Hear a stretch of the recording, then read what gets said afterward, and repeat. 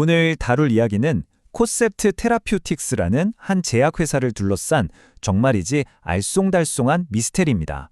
어떻게 성공적인 임상시험 결과가 하루아침에 시장 붕괴라는 재앙으로 이어질 수 있었을까요? 모든 이야기의 시작은 바로 이 숫자입니다.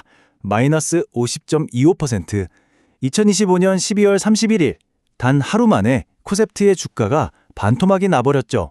대체 그날 무슨 일이 있었던 걸까요?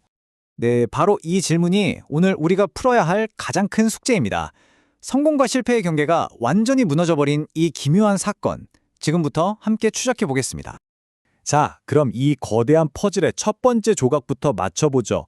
2025년의 마지막 날, 도대체 무슨 일이 벌어졌던 걸까요? 사건의 발단은 이겁니다.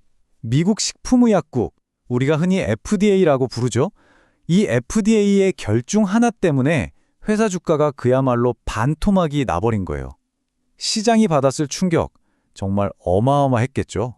이 미스터리를 풀기 위한 결정적인 단서, 바로 FDA가 보낸 서한에 들어있습니다. 과연 그 안에는 어떤 내용이 담겨 있었을까요? 이걸 보통 CRL이라고 부르는데요. 이게 신약 승인을 완전히 거절한다는 뜻은 아니에요. 하지만 FDA가 아주 심각한 우려를 하고 있다는 굉장히 강력한 신호라고 볼 수 있습니다. 그러니까 CRL의 핵심은 이거예요. 지금 당신들이 낸 자료만으로는 승인 못 해주겠으니 데이터를 더 가져와서 증명해봐라. 이런 의미거든요. 이게 무슨 뜻이겠어요? 신약 승인이 몇 년이나 더 늦춰질 수 있다는 걸 의미하죠. 바로 이 부분이 이 사건의 가장 큰 미스터리, 핵심적인 역설입니다. 보세요. 회사는 분명히 임상시험의 가장 중요한 목표, 그러니까 1차 평가 변수를 달성했다고 발표했어요. 성공했다는 거죠. 그런데 FDA는 뭐라고 했나요? 효능에 대한 증거가 더 필요하다. 아니, 성공했다는데 증거를 더 가져오라니? 이게 대체 무슨 소릴까요? 여러 가지 가능성이 있겠죠. 목표는 달성했는데 효과가 생각보다 미미했거나 아니면 데이터의 일관성이 좀 부족했거나 혹시 모를 안전성 문제가 발견됐을 수도 있고요. 어쨌든 바로 여기서부터 모든 게 꼬이기 시작한 겁니다. 자, 다음 단서로 넘어가 보죠. 코셉트의 미스터리는 사실 이 약 하나로 끝나지 않거든요. 이야기가 점점 더 흥미로워집니다. 정말 흥미로운 건 지금 논란의 중심에 있는 바로 그 약, 렐라코릴란트가 다른 분야에서는 엄청나게 유망한 결과를 보여줬다는 겁니다. 바로 만수암 치료 분야인데요. 임상시험에서 암 진행 위험과 사망 위험을 모두 30% 넘게 줄이는 아주 인상적인 결과를 내놨어요. 그리고 2026년 7월 11일, 이 날짜는 코셉트의 운명을 가를 아주 중요한 날이 될 겁니다. 바로 이 난수암 치료제에 대한 FDA의 최종 결정일, 이른바 PDUAT-UFA 데이트거든요. 지금 시장 전체가 이 날을 숨지겨 지켜보고 있습니다. 이야기는 여기서 더 복잡해집니다. 코셉트의 또 다른 신약은 원래 목표를 달성하는 데는 실패했어요. 그런데 글쎄, 환자들의 생존 기간을 눈에 띄게 늘리는 정말 뜻밖의 결과를 보여준 겁니다. 성공 속의 실패, 또 실패 속의 성공. 정말 알면 알수록 헷갈리죠. 자, 이제 마지막 단서입니다. 회사가 처한 재무적인 압박 상황을 좀 들여다보죠. 화려한 임상 결과 뒤에는 과연 어떤 현실이 숨어 있을까요? 그래서 핵심은 이겁니다. 시장의 이 부정적인 반응 때문에 단 하루 만에 회사 가치가 40억 달러, 우리 돈으로 5조 원이 넘는 돈이 그냥 공중으로 사라져버린 거죠. 정말 어마어마한 손실입니다. 상황이 이렇다 보니 월가의 전문가들조차 의견이 극명하게 갈립니다. 한쪽에서는 아니다, 난소암 치료제 같은 엄청난 잠재력이 있다면서 145달러라는 아주 높은 목표 주가를 부르고요. 다른 한쪽에선 FDA 리스크가 너무 크다면서 보수적인 입장을 취하는 거죠. 이 회사를 둘러싼 극심한 불확실성이 그대로 드러나는 대목입니다. 그리고 사실 무대 뒤에서는 더 큰 전쟁이 벌어지고 있어요.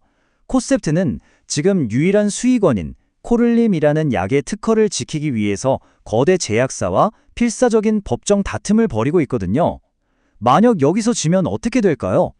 값싼 복제약들이 쏟아져 나오면서 매출에 치명타를 입게 되겠죠.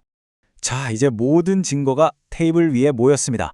코셉트는 이제 회사의 운명을 건 중대한 결정의 순간을 맞이하게 됩니다.